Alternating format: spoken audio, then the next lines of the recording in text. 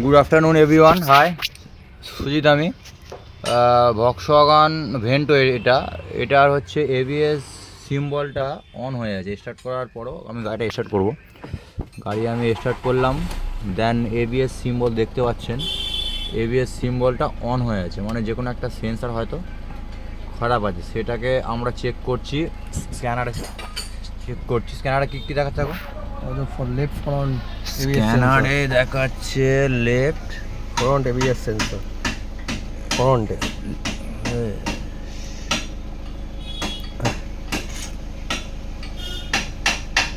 ব্যাস হয়ে গেল, নো ডিডিসি, ক্লিয়ার হয়ে গেছে না ওইটা? না, ঠিক আছে। দেখো